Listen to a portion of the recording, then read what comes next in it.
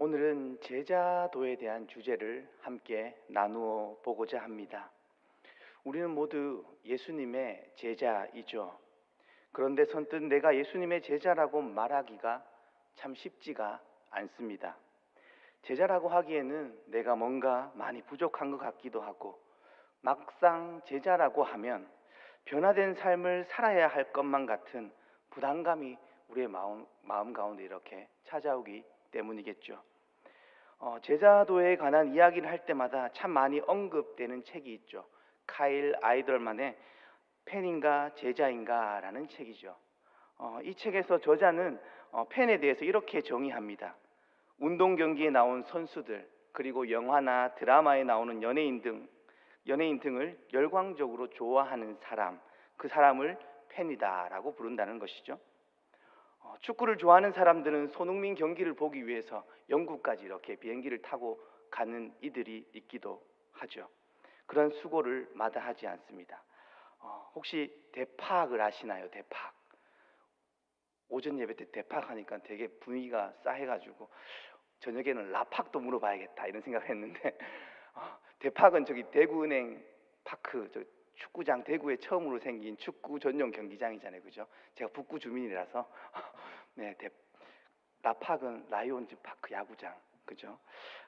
경기가 있는 날만 되면요, 그 경기장을 향해서 많은 팬들이 이렇게 막 줄지어서 경기장으로 가는 모습들을 우리는 보게 됩니다. 축구 경기를 보려고 엄청난 인파가 모여드는 것이죠. 그 사람들은 전부 다 팬들은 선수들의 유니폼을 입고 관람석에 앉아서 팀을 열심히 응원을 합니다. 직접 경기장에 나서지는 않지만 참 선수들에 대해서 모르는 것이 없고요, 그 팀에 대해서 모르는 것이 전혀 없습니다. 또한 선수가 경기를 잘할 때는요, 팬들은 열심히 무한 응원을 보내죠. 박수를 치고 응원합니다. 그런데요, 실수를 할 경우, 경기를 지거나 실수를 하게 되면 온갖 모욕과 비난을 서슴지 않는 것이 팬들이죠. 축구 경기를 보면서 이런 경우들이 있으시죠? 특히 국가대표 경기를 보면서 슈팅을 어떻게 저렇게 하냐, 이렇게 우주로 이렇게 날리는 슈팅을 하는 경우를 보면 막 욕을 하기도 하고요, 막 느리게 뛰는 수비수들을 보면 답답한 마음에 어떻게 저렇게 느리냐고 막 손가락질 하기도 합니다. 정작 자신은 100m를 20초에도 주파하지 못하면서 말이죠. 손흥민 같은 스타 플레이어들은요, 한 경기만 못해도 팬들의 온갖 비난을 받기가 일쑤입니다. 책의 저자는 교회 안에서도 이러한 팬들로 가득한 것이 아닌가라고 질문하고 있습니다. 자신은 아무것도 하지 않은 채 온갖 혜택을 누리며 받으며 예수님 주변에 모여들었던 수많은 무리와 같은 팬들, 그들이 교회 안에 가득하다라고 저자는 얘기했던 것이죠. 팬인가 제자인가라는 그 책의 후속으로 나온 책의 제목이 제자는 행동한다라는 책입니다. 제목부터 제자는 무언가 하나님의 뜻대로 행동해야 할 것만 같은 그러한 부담감을 주는 제목이죠. 그런데 그 책에서 이렇게 말합니다. 탕자의 비유를 통해서 행동의 첫 번째 원칙에 대해서 저자는 말해주고 있습니다. 돌아온 탕자의 비유에서 흔히 둘째 아들만 탕자로 인식하는 경우들이 있는데 그렇지 않다고 말하는데요, 악한 행실로 자신의 길을 잃었던 둘째 아들만 탕자가 아니라 착한 행실 가운데서 길을 잃었던 큰아들 역시 탕자라는 것이죠. 그리고 우리가 놓치기 쉬운 것은 큰아들의 마음속에는 착한 행동이, 큰아들의 그 마음속에 있었던 그 마음에는 자신이 하는 그 착한 행동이 아버지의 선함보다 더 컸다라는 사실입니다. 그래서 아버지가 돌아온 둘째 아들을 잘 대접해 줬을 때 큰아들은 화가 났던 것이죠. 그렇기에 탕자의 이야기에 나오는 주인공은 죄를 짓고 돌아온 둘째 아들도 아니고 선한 행실을 하다가 교만해진 큰아들도 아니라는 것이죠. 두 아들이 모두 다 돌아오기를 바라며 마음을 졸이고 기다리고 있던 그 아버지, 그 하나님의 사랑과 긍휼의 마음이 탕자 이야기의 주인공이자 주제라고 이야기합니다. 그래서 나보다 나를 더 사랑하시는 그 아버지와의 관계를 새롭게 형성하는 것, 그것이 우리가 행동으로 옮겨야 할 첫 번째 원칙이라는 것이죠. 하나님과의 관계를 회복하는 것입니다. 다시 말해 하나님께 마음을 두는 것이죠. 하나님과의 올바른 관계를 다시 맺기 위한 행동의 첫걸음을 의미합니다. 이 첫 번째 원칙이 무너진 상태에서 어떠한 것들을 행한다 할지라도 첫째 아들과 같은 교만으로 이어질 수밖에 없습니다. 그럼에도 분명한 것은 하나님과의 올바른 관계 안으로 들어가게 되면 분명히 우리의 행동들, 우리의 새로운 행동들이 우리의 삶 가운데 드러나고 나타나게 된다는 것이죠. 예수님의 제자가 된다는 것은 먼저 하나님과의 새로운 관계 안으로 돌입해 들어가는 과정입니다. 이 과정에서는 하나님의 전적인 은혜가 필요합니다. 선행적인 하나님의 은총이죠. 그러나 그 은혜를 경험하고 난 후 그 은혜를 살아내는 과정에서는 우리의 노력과 의지가 요청되고 필요합니다. 갑작스러운 병원의 진단을 받았을 때 어떤 이들은 충격을 받고 그 자리에 머물러 앉아 있지만 어떤 이들은 자신의 삶을 바꾸기도 하죠. 그런데 생각보다 삶을 바꾼다는 것, 그것은 참 쉽지가 않습니다. 다이어트 하나를 하더라도 그게 참 쉽지 않다라는 것을 우리는 너무나도 잘 알고 있죠. 우리의 강력한 의지가 요청되죠. 빌립보서 2장 12절 말씀을 보면요, 바울은 두렵고 떨림으로 너희의 구원을 이루라 라고 말합니다. 두렵고 떨림으로 너희의 구원을 이루라. 구원을 이루라 라는 표현에서 마치 사람이 구원을 성취하는 듯한 그런 뉘앙스가 느껴지고 풍겨지지 않으시는가요? 구원의 주체가 인간인 것 같은 느낌이 들기도 합니다. 그런데요, 13절을 보시면 너희 안에 행하시는 이는 하나님이시니 자기의 기쁘신 뜻을 위하여 너희에게 소원을 두고 행하게 하신다고 설명하고 있죠. 역설적으로 들리시지 않으신가요? 12절과 13절이 서로 뭔가 어긋나 있는 듯한 느낌이 들죠. 너희의 구원을 이루라고 말했지만 너희 안에 행하시는 이는 하나님이시라고 말하고 있기 때문이죠. 우리 안에 소원을 불어넣으시는 분이 하나님이시라고 말합니다. 구원의 이중성이죠. 하나님의 전적인 은혜이며 동시에 인간이 그 은혜에 참여하는 과정이 필요하다라는 의미입니다. 제자가 된다는 것은 바로 이러한 과정을 거친다라는 것이겠죠. 단순히 내 의지로만 행동해서 되는 것이 아니라 되는 것만 또 아니고 하나님의 은혜를 감나무에서 감이 떨어지듯 입을 벌리고 기다려서도 안 된다라는 이야기겠죠. 이것은 이렇게 가만히 입을 벌리고 기다리고 있는 것은 마치 값비싼 은혜를 값싸게 만드는 일일지도 모릅니다. 이제 본문의 말씀으로 들어가서 예수님께서는 이 땅에 오셔서 이스라엘 곳곳을 두루 다니시며 많은 이적들을 행하시고 하나님의 말씀을 전하셨습니다. 그때마다 많은 사람들이 예수님을 믿게 되었죠. 그러나 요한복음에 전개되는 요한복음을 이렇게 쭉 읽어 나가다 보면요, 예수님을 따르려고 하는 이들이 예수님의 말씀을 제대로 이해하지 못하는 장면들이 계속해서 요한복음에서는 드러나고 등장합니다. 요한복음 3장에 보면 밤늦게 예수님을 찾아갔던 니고데모는 예수님께서 거듭나야지 하나님의 나라를 볼 수 있다라고 말하자 사람이 어떻게 다시 태어나나요 하면서 뚱딴지 같은 소리를 하기도 했습니다. 6장에서는요, 예수님께서 나는 생명의 떡이다 라고 말씀하셨죠. 하늘에서 내려온 떡이라고 말씀하시자 다들 어리둥절했던 장면도 분명히 아실 겁니다. 성전을 무너뜨리고 내가 3일 만에 세우겠다라고 했던 그 예수님의 말씀을 들을 때도 그 듣고 있던 사람들은 이해하지 못했었죠. 이러한 장면이 한두 장면이 아닙니다. 요한은 복음서를 기록하면서 예수님을 믿게 되었던 유대인들이 예수님을 따라다니기는 했지만 예수님의 말씀을 제대로 이해하지 못하고 있었음을 적나라하게 보여주려는 의도가 담겨 있는 것이죠. 그렇기에 예수님께서는 이미 자기를 믿고 있는 유대인들, 그들을 한 걸음 더 깊은 믿음의 단계로 초청하고 계셨습니다. 성경을 보면 신앙에도 단계가 있다는 것을 우리는 뉘앙스로 발견하게 되죠.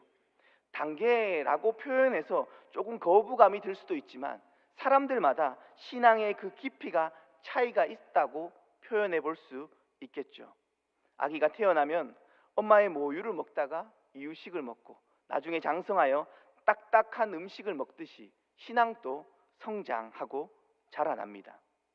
먼저 예수님의 말씀을 직접 듣고 예수님께서 보여주신 이적을 보고 자신에게 뭔가 유익이 될 것만 같아서 무작정 따라 나섰던 이들이 있었습니다. 그들은 초보적인 신앙인, 단순한 신앙인, 소박한 그리스도인의 단계다라고 다양한 방식으로 표현해 볼 수 있을 겁니다. 이러한 신앙의 단계는 성경에 기록된 것을 무조건적으로 받아들이고 말씀대로 살려고 노력한다라는 그러한 신앙적인 긍정적인 측면이 나타나기도 합니다. 그래서 보네포라는 신학자는요, 단순한 순종을 높이 평가하기도 했죠. 순종 속에서 그 의미를 발견한다라는 맥락입니다. 그러나 이러한 신앙은 신앙의 대상을 지극히 가시적인 현상이나 표면적인 의미를 전체라고 이렇게 오해하게 되는 한계가 있다라는 것이죠. 쉽게 표현하면 눈에 보이는 게 다가 아닌데 보이는 것이 전부라고 오해하는 것이죠. 하나님을 보고 경험해야만 자신의 경험 안에 있는 것만이 전부라고 받아들이게 된다라는 의미입니다. 있는 그대로 순종하고 실천하는 것은 긍정적이지만 그 의미와 본질을 파악해서 삶으로 적용하는 데까지 나아가지 못하는 단계다라고 설명드릴 수 있겠죠. 이러한 소박한 그리스도인들의 특징은 다분히 소유적인 신앙을 가지게 됩니다. 소유적인 형태로 그 신앙생활을 하게 된다라는 것이죠. 자신의 눈앞에서 하나님의 역사가 일어나기를 원하고 그것을 통해 자신의 무언가를 충족받기를 원한다는 것이죠. 예수님 당시에도 이와 같이 무언가를 얻으려고 신앙을 가지고 예수님을 따랐던 수많은 사람들이 있었습니다. 요한은 그들을 가리켜 예수님을 믿는 유대인이다라고 표현했던 것이죠. 이를 잘못되었다고 말할 수는 없습니다. 처음은 언제나 그렇게 시작하는 것이죠. 그러나 궁극적인 신앙의 단계가 아님은 분명합니다. 예수님께서는 소박한 그리스도인들을 더 깊은 믿음의 자리로 초청하셨지요. 오늘 읽었던 31절의 말씀을 보면 너희가 내 말에 거하면 참으로 내 제자가 되리라 말씀하십니다. 예수님은 분명 이 말씀을 이미 자기를 믿는 사람들에게 하고 있다라고 말하고 있죠.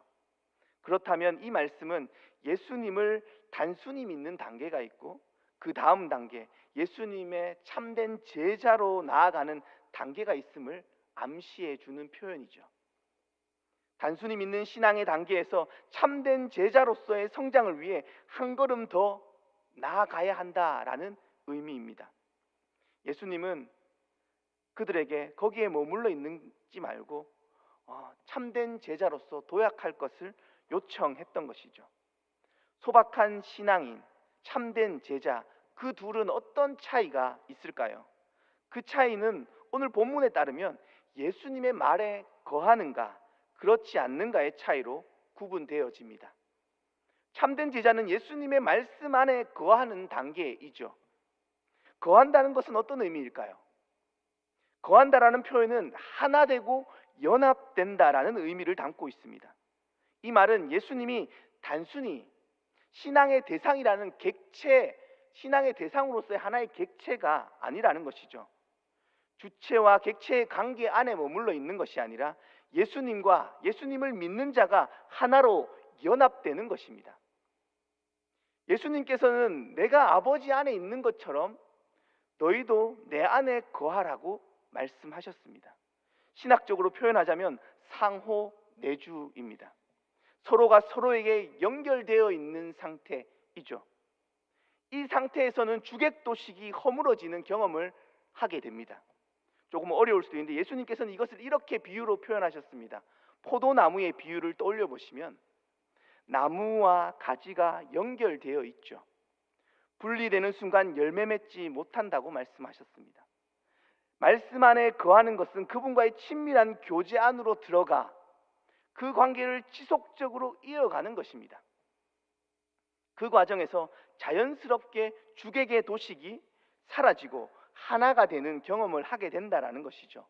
믿는 자가 계속 객체로 머무는 것이 아니라 주체가 된다라는 것이죠.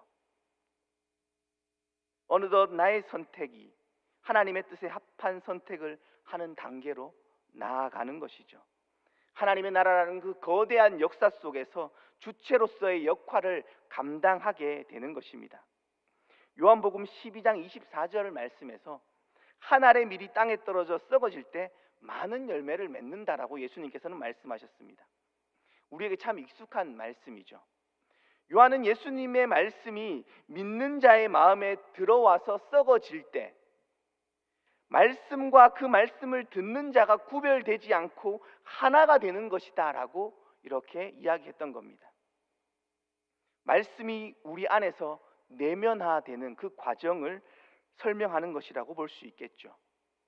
그때 그렇게 우리 안에 말씀이 들어와 나와 연합되었을 때, 말씀이 우리 안에 내면화되는 과정을 거쳤을 때 그 순간 말씀을 따라 행동하고 판단하게 되고 합당한 열매를 맺게 된다라는 것이죠. 뜨거운 물에 손을 담궜을 때 뜨거워 하고 반응하듯 우리의 삶에 어떠한 일이 일어났을 때 하나님의 말씀 안에서의 반응이 자연스럽게 나오게 된다라는 의미이기도 합니다. 예수님 안에 거한다라는 의미는 어떻게 보면 참으로도 깊고 다양하고 넓게 해석될 수 있을 것입니다. 이렇듯 말씀 안에 거하는 참된 제자가 된다라는 것은 소유적인 신앙이 아니라 관계적인 신앙이다라고 표현할 수 있겠죠. 관계적인 신앙은 주체성 없는 신앙이 아닙니다.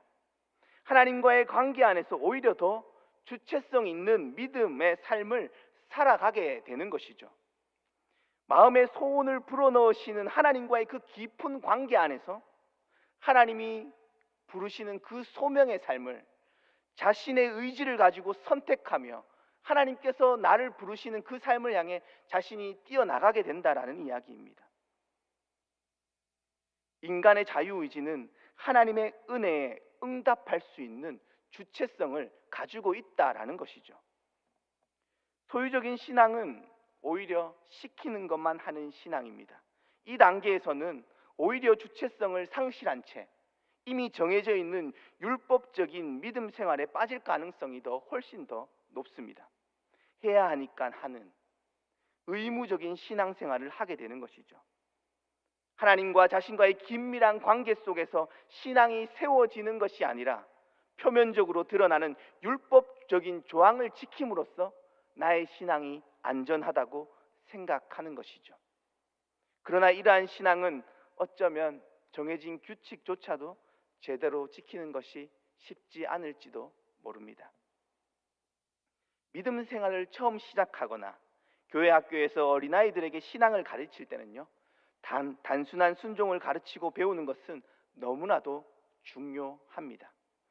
형식의 본질적인 의미를 알기 전까지는 그 형식이 곧 내용이고 본질이기 때문에 그렇습니다. 이 단계에서는 형식을 잘못 해체하게 되었을 때는요, 그 의미마저도 놓쳐버리게 되는 것이죠. 이런 이야기가 있죠. 목욕물을 버리려다가 아이까지 같이 버린다라는 그러한 우스갯소리가 있죠. 그래서 언제나 형식을 바꾼다는 것은 상당한 위험을 안고 있기도 합니다. 형식과 그 형식이 담긴 본질적인 의미는 언제나 서로 유기적으로 연결되어 있기 때문에 그렇습니다.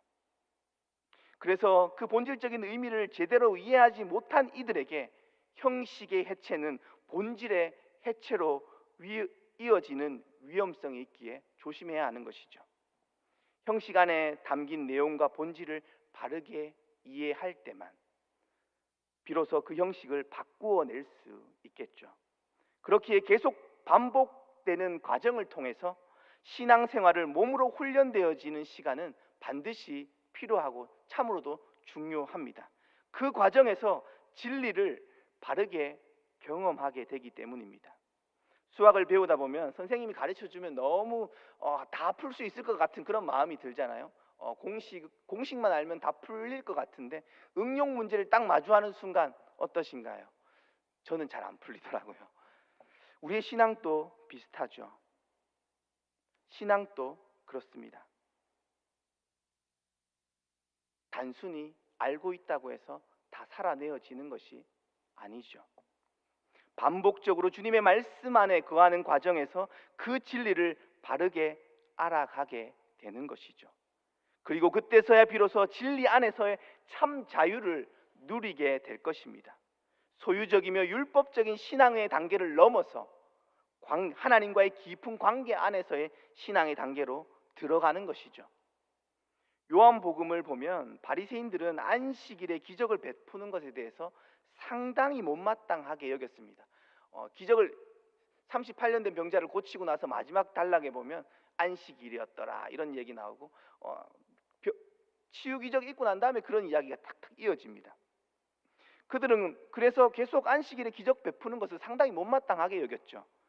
왜 그랬을까요? 그들의 율법 공식에는 맞지 않는 일이기에 그랬던 것이죠.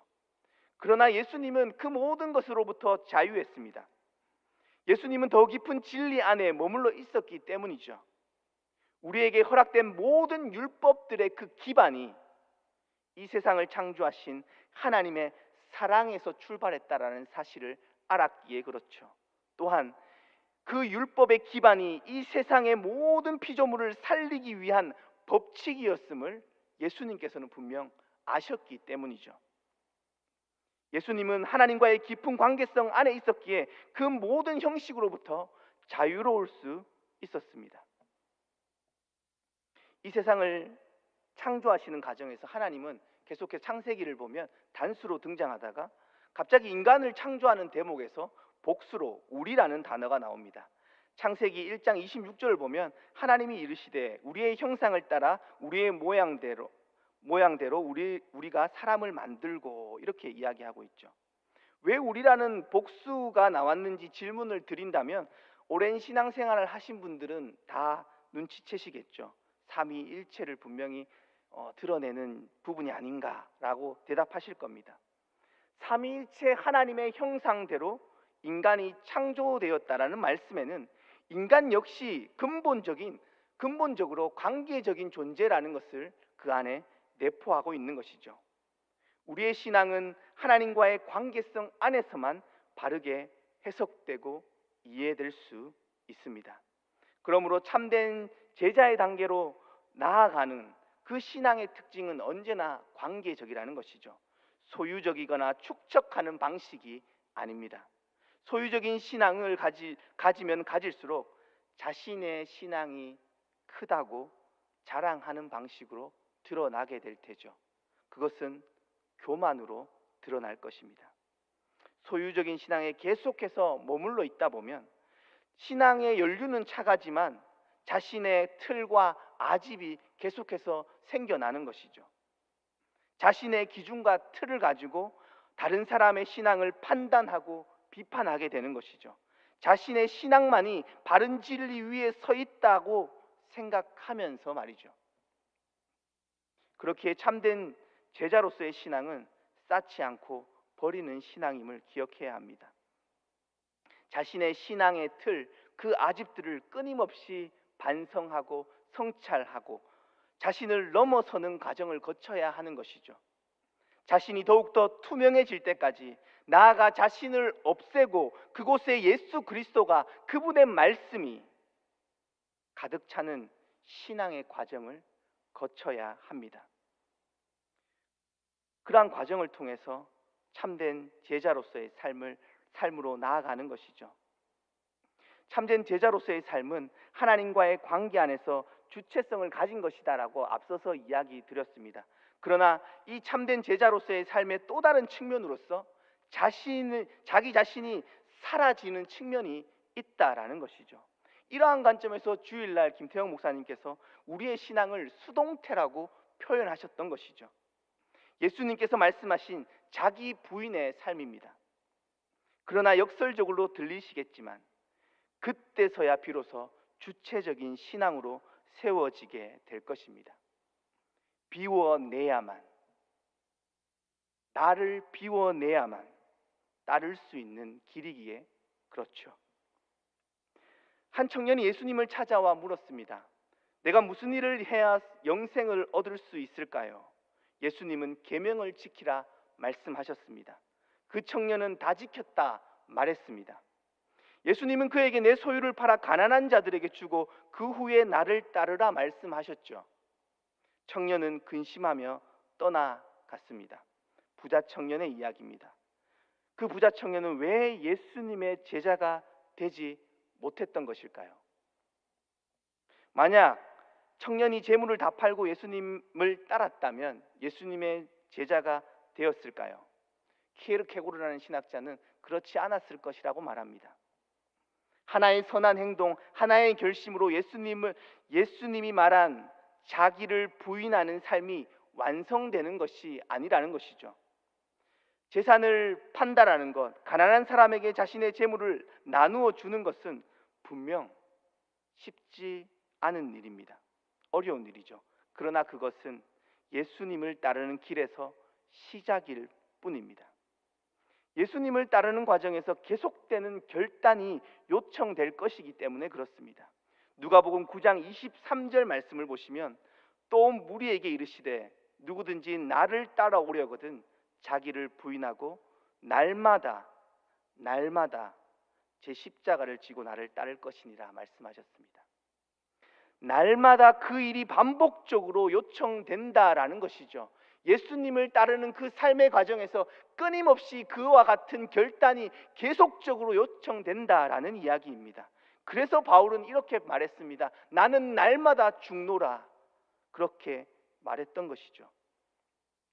만약 예수님께서 제자가 되기 위한 조건으로 몇 푼의 돈을 요구하셨다고 가정해 본다면 그 청년은 제자가 될 수 있었을까요? 아마도 그렇지 않았을 것입니다. 재산이 많은 부자 청년에게 돈 몇 푼을 요구하는 것은 어쩌면 그에게 있어서는 보잘것없는 일이기에 그로 하여금 자존심을 상하게 하는 일이었을지도 모르죠. 당신을 따르는 건 참 쉽군요 라고 말하며 많은 불쌍한 사람들을 불러서 제자 삼으라고 말했을지도 모릅니다. 이렇듯 인간은 아주 사소한 일에서부터 자기를 부인하는 것은 너무나 어렵습니다. 자신의 재산을 전부 팔고 따르라는 것이 너무나 과한 요구라고 여겨지시는 분들이 혹시 계시는지요? 그러나 자기를 자랑하고 싶은 사람에게 있어서 요구 조건이 시시할수록 더 작을수록 더 하찮을수록 자기 모욕감은 어쩌면 더 증폭될 것입니다. 부자 청년은 많이 가진 것이 문제의 본질이 아니었습니다. 자기의 의를 내려놓지 못했던 것이죠. 자기 부인의 본질은 겸손, 낮아짐입니다. 예수님은 십자가를 통해서 그 길을 우리에게 보여주셨죠. 이 세상을 사랑하심으로 멸시와 천대를 기꺼이 끌어 안으셨습니다. 자기애가 강한 사람은 누군가를 위해 큰 돈을 쓰는 것보다 어쩌면 자기의 자존심에 상처 입는 것이 더 싫을지도 모릅니다. 결국 자기 자신을 내려놓지 못하는 교만한 마음을 가지고 아무리 예수님을 따르려고 시도한다라고 할지라도 계속해서 새로운 장벽을 예수님 앞에서 만날 수밖에 없다라는 이야기이죠. 부자 청년에게 돈은 이 세상에서 자신을 드러낼 수 있는 하나의 도구였기에 버리지 못했던 것이죠. 입스 현상이라는 이야기를 혹시 들어보셨는지요? 이전에는 참 잘 되던 동작이 기술이 갑자기 이렇게 잘 되지 않는 그러한 현상을 말합니다. 운동 선수들이나 음악하는 분들에게 나타나는 증상인데요. 야구 선수가 평소에 참 잘 제구되던 그 커브를 잘 던지던 사람이 갑자기 그 커브가 안 던져지는 것이죠. 원하는 대로 안 되는 겁니다. 피아니스트 같은 경우에는 항상 완벽하게 연주하던 게 무대에만 올라가면 갑자기 손가락이 이렇게 경직되고 의도하는 대로 움직여지지 않는 그러한 현상들이 일어난다라는 것이죠. 이러한 현상의 이유가 무엇이냐 했을 때 심리적인 압박감으로 인한 현상이다 이렇게 진단을 합니다. 너무 생각을 많이 하고 열심히 잘 하려고 하다 보니 몸이 아무 이상이 없는데도 늘 하던 게 갑자기 잘 안 되는 그러한 일들을 마주하게 되는 것이죠. 자유함이 없을 때 일어나는 그러한 현상입니다.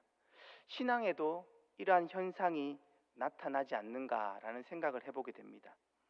들은 말씀이 머리에 너무 꽉 차 있고 너무 많이 알기 때문에 그 말씀을 실천하고자 하여도 실천할 수 없는 그러한 상태에 빠져버린 것이죠. 모두가 그런 것은 아닐 테지만 신앙생활에 있어 자유함이 없는 것이죠. 성경을 너무 많이 듣고 기억하는 것도 어쩌면 머리에서 마음으로 말씀을 듣는 것에서 말씀에 거하는 삶으로 전환하는데 방해가 될 수도 있습니다. 수많은 말씀을 아는 것보다 한 말씀을 마음에 담아 그 말씀을 상고하고 그 말씀을 실천해 나아가는 것이 필요한 때가 아닐까요? 설교의 홍수 시대입니다. 유튜브를 통해 수많은 설교들을 들을 수 있는 시대입니다. 계속 듣고 있는 것이 무슨 유익이 있을까요? 하나의 말씀이라도 그 말씀 안에 거하며 그 말씀을 삶에 녹여내는 것이 너무나도 필요합니다. 그 과정을 통해 참된 제자로서의 그 깊이, 그 관계로 우리가 나가게 될 테죠. 삶과 신앙의 그 괴리가 메워지는 길, 그것은 진정으로 예수님의 말씀 안에 거할 때 가능해질 것입니다. 예수님의 말씀 안에 거하는 삶, 하나님과의 바른 관계 안에 있을 때 참 제자가 된다. 예수님께서는 우리에게 말씀하셨습니다. 단순한 지적인 동의 수준의 믿음이 아니라 지속적으로 예수님의 가르침에 머물고 그 가르침을 실천하는 삶입니다.